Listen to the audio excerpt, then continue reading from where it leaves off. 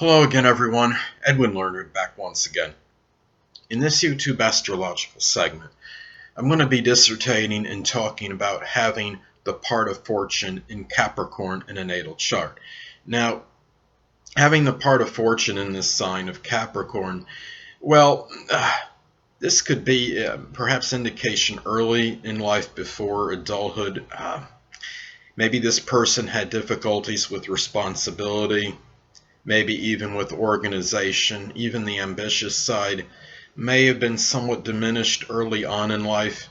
Now, if there's contraindicators in the natal chart, such as having a strong Capricorn influence or 10th house influence, then this would be greatly modified.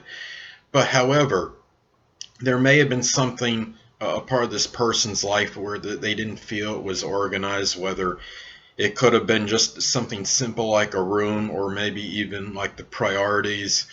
But as life progresses, we look at the part of fortune as about cultivation and growth. So perhaps later on in life, this person develops maybe the more responsible, ambitious side, more discipline in his or her life, and can benefit strongly for this later on.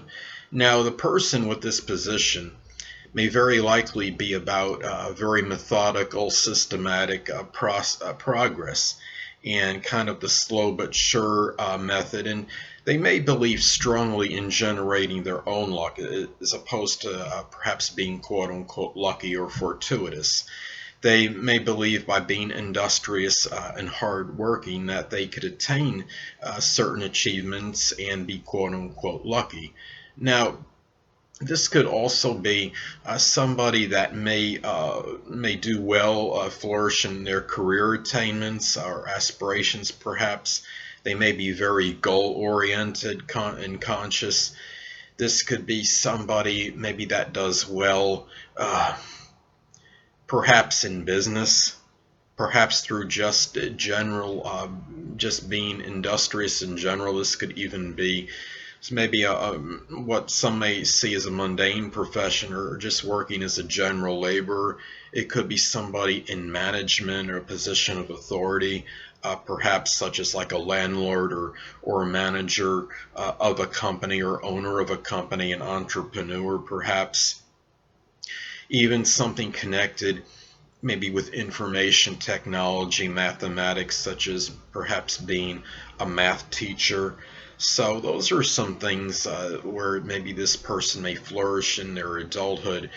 And what's important too is to look at the house placement that the part of fortune in Capricorn lies in. Now, if somebody were to say have the part of fortune in Capricorn in their 7th house, this could be a person that might show a lot of industry and work very hard in connection with relationships, and may benefit from this. And it could indicate that those relationships may be fortuitous due to the person's hard work with them and being ambitious. And it could indicate partnerships as well, such as something, for example, where a person may work collaboratively with a partner in some kind of business engagement or deal.